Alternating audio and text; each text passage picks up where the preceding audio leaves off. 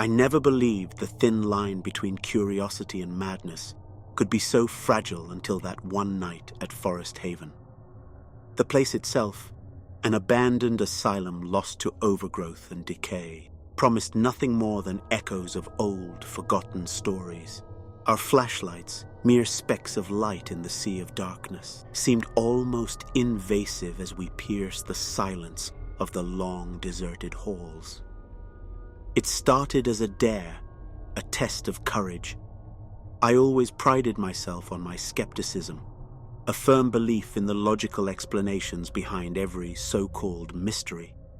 But there, surrounded by the oppressive darkness of the asylum, my certainty began to waver.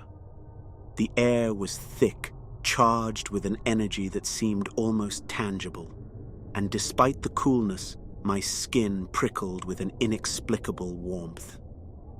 We were 5, each stepping carefully over debris, our voices low, sharing uneasy glances.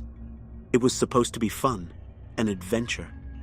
But as the building seemed to tighten all around us, fun was quickly replaced by ever-growing dread.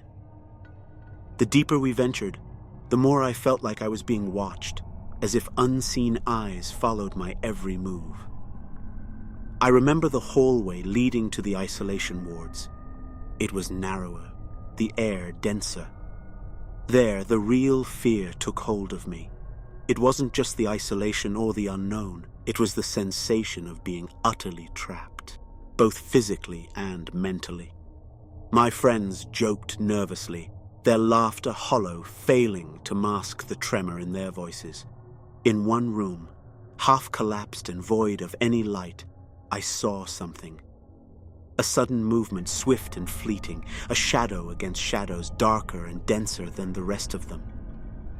"Did you see that?" I whispered, my voice only a thread of sound. No one had. They laughed, a short, sharp burst of denial, but something in their eyes mirrored my fear.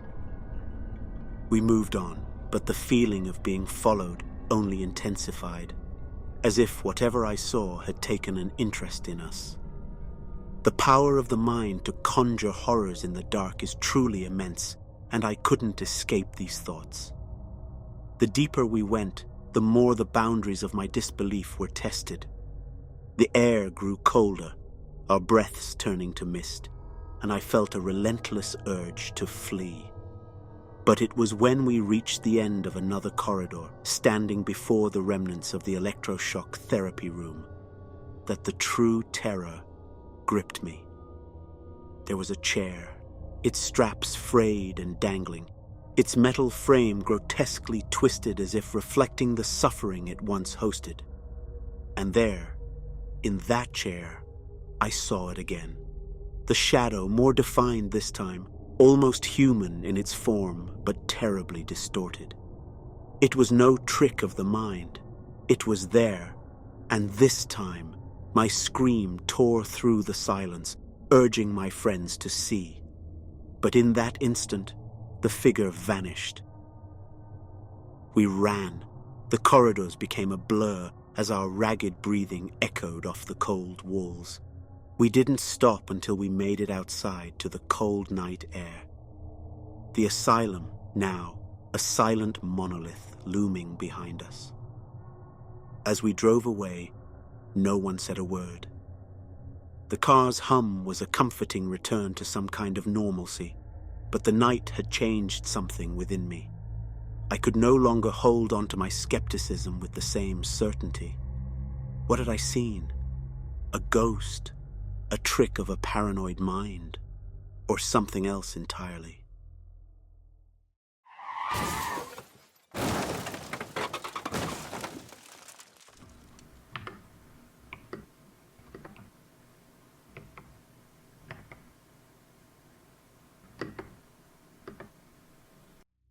I still can't explain why I went there.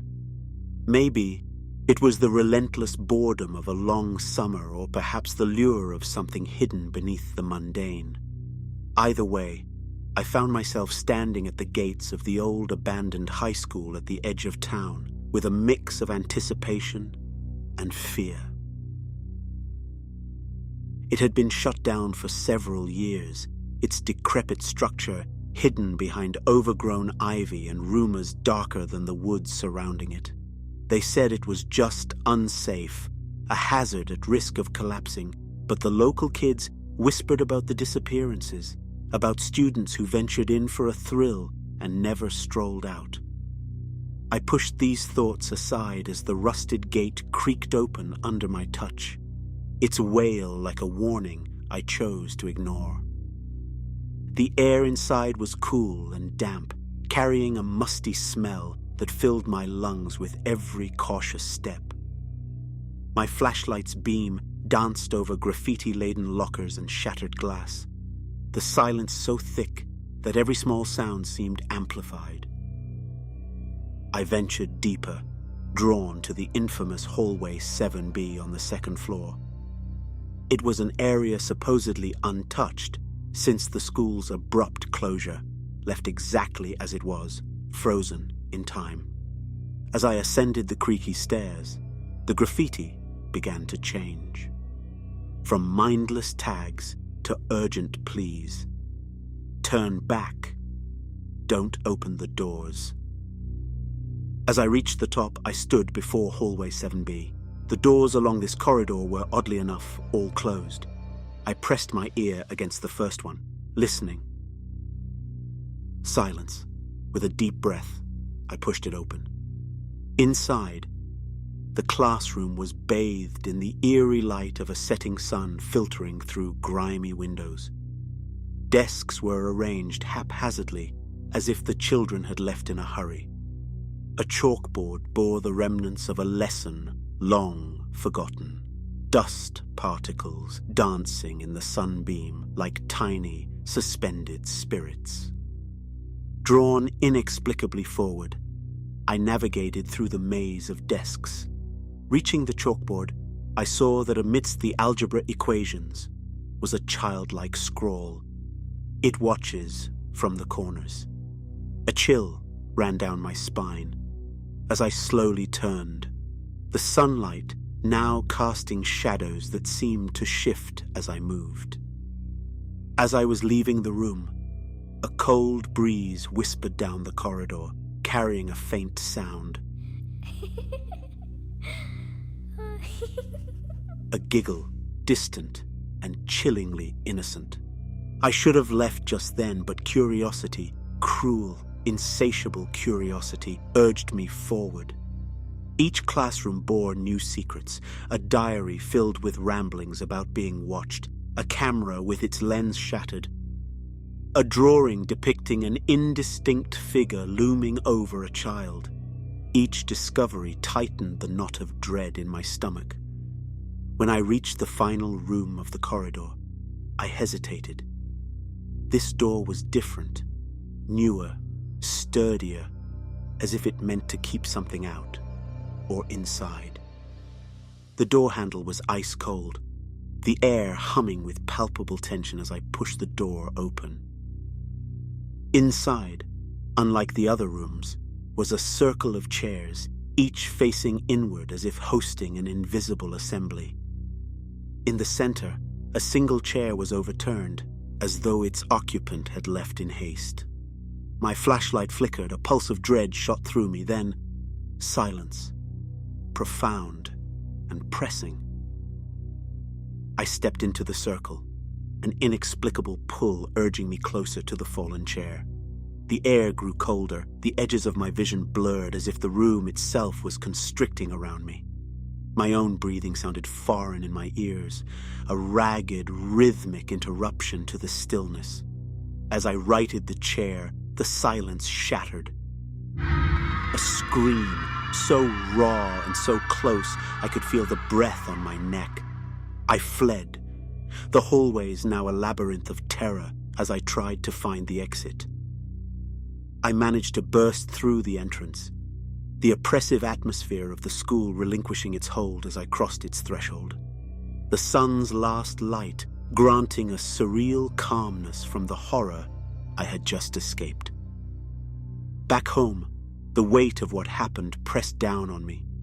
I was alone, yet felt watched. The corners of my room seemed darker, more menacing. I know now why I went there, not out of boredom, but a desire to confront the unknown, to look into the abyss and challenge it to blink first. And as the night grows darker and the edges of my room blur into shadow, I can't shake the feeling that something followed me back from hallway 7B. Or perhaps it has always been here.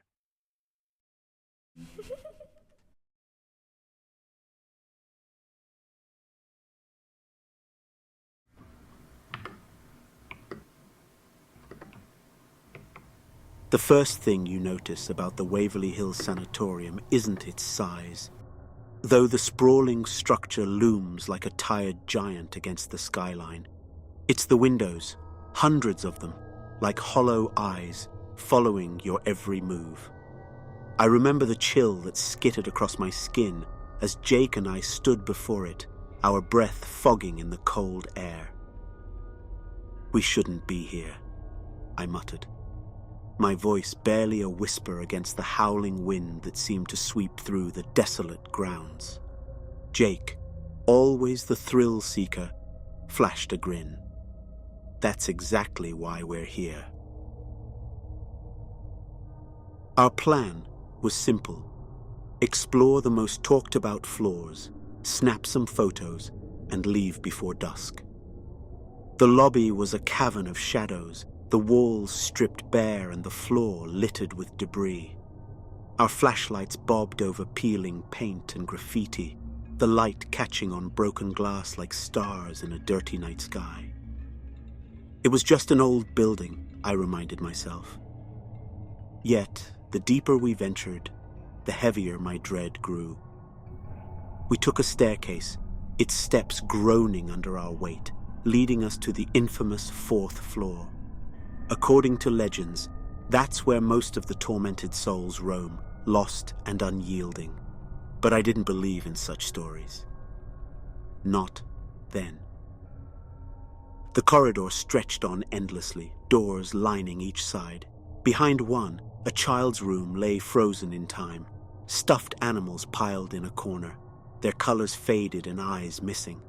It felt wrong to intrude, yet we couldn't look away. "Did you hear that?" Jake whispered suddenly, his flashlight beam trembling. I strained my ears. Silence. Then a soft sobbing, the sound weaving through the stale air. It was probably just the wind or perhaps another urban explorer, I reasoned. But when we followed the sound, we found only an empty room. "Let's go back," I urged, the thrill of adventure souring into real fear. But Jake was adamant. Just a bit further. We reached what appeared to be an old operating room, and as we stood there, the temperature seemed to plummet, and the primal part of my brain started screaming at me to flee. That's when it happened. A sudden clatter echoed from the corridor, as if someone had knocked over a metal tray. We froze. "Who's there?" Jake called out, his voice unnervingly loud in the oppressive silence. No answer. Just the echo of our own fear. Then, the soft, unmistakable sound of footsteps approached, slow and deliberate. I grabbed Jake's arm, every instinct telling me not to wait to see who or what was coming. We ran. The corridors blurred into a maze, each turn as confusing as the next. The sound of our pursuers' footsteps melded with our own, a relentless rhythm that pushed us forward. And just when I thought we were hopelessly lost, light peeked through a distant exit. We burst out into the fading light, the fresh air tasting like freedom. We didn't stop running until we reached the car, locking the doors with a click that sounded like a gunshot in the quiet.